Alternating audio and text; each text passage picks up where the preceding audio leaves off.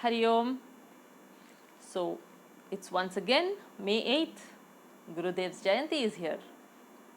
Gurudev was known for so many things, be it his eloquent speech, be it his idea of yajna and the yajna spirit that he brought to the society, be it the fact that he spoke the scriptures in a foreign language, in English, be it the tall, courageous personality who, inspired by Mother Ganga, wrote the Bhagavad Gita and the Upanishads in the towns and the cities, prodding, inspiring, and encouraging everyone, young and old, on the spiritual path.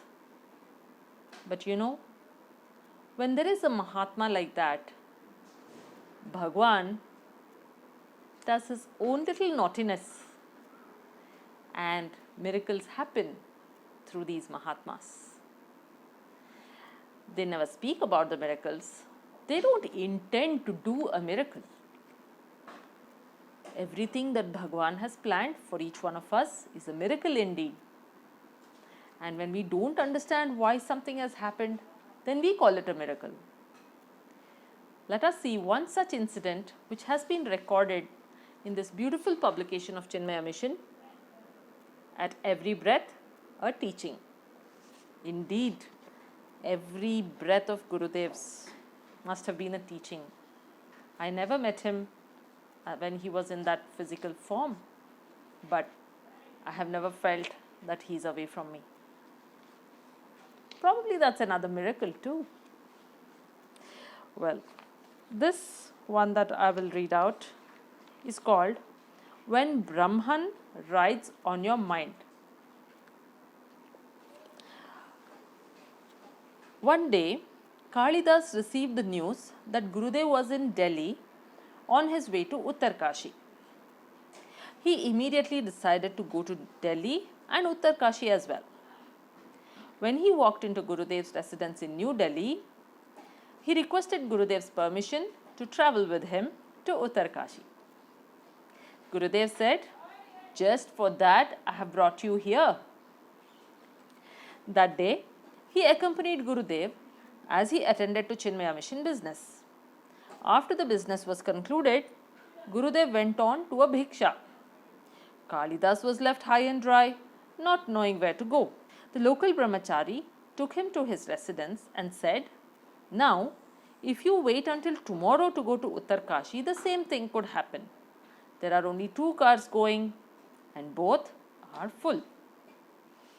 Duly warned, Kalidas took a bus to Haridwar immediately after lunch, one day before Gurudev was to head out to Uttarkashi. The brahmachari explained to him how to get to Uttarkashi from Haridwar. Kalidas had taken along Swami Tapovan's account of his Himalayan experiences, wanderings in the Himalayas. On the way, he read the wanderings book and let himself be guided by it. He was reading about Swami Tapovanji's travels from Rishikesh to Uttarkashi, and it seemed as though everything he was reading in the book was appearing outside before his eyes. For instance, as he was reading a passage about black monkeys, the bus slowed down. When he looked outside the window, he saw a group of black monkeys by the roadside. Once in Uttarkashi, Kalidas headed for Ujjeli, where the Mahatmas live. As he was going up the slope, he saw a Mahatma walking towards him. From the way he was wearing his dhoti, Kalidas surmised that the Mahatma was from the state of Kerala.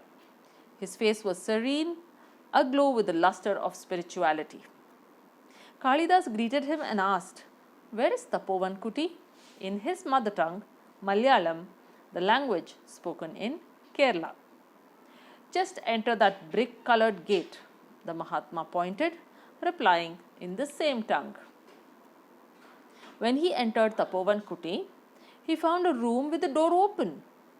Inside was a cot covered with a saffron cloth. Placed on it was an oil lamp with a steady flame.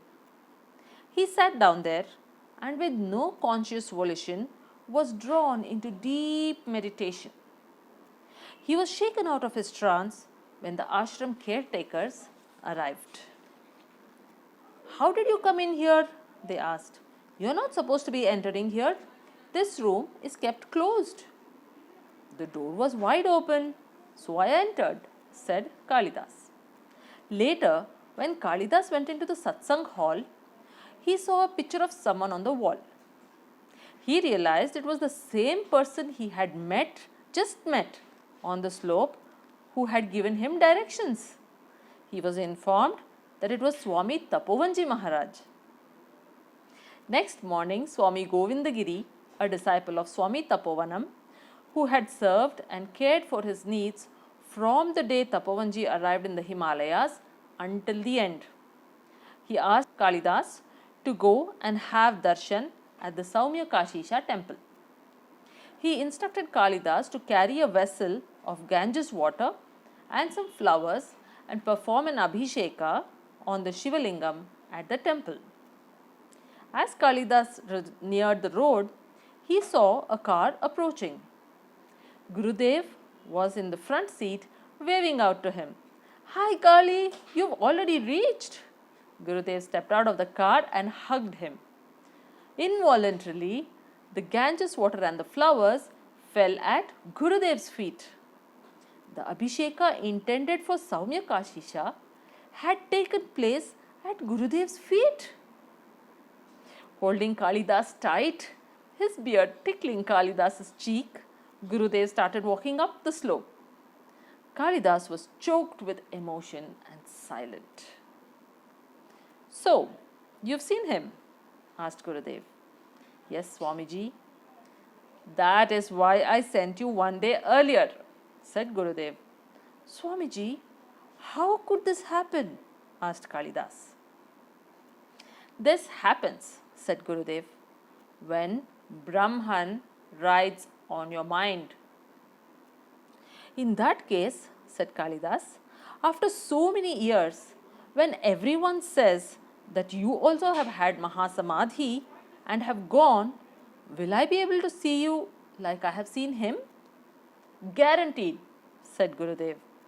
"When this happens, I will walk in front of you. Kudu kudu." He made a clicking sound, signifying how effortlessly he would manifest his presence in the future after he had left his earthly frame. I really don't think I need to say anything beyond this. Let us revel in the profundity of what has just been read. Om Shri Chinmaya Sadgurave Namaha. Hari Om.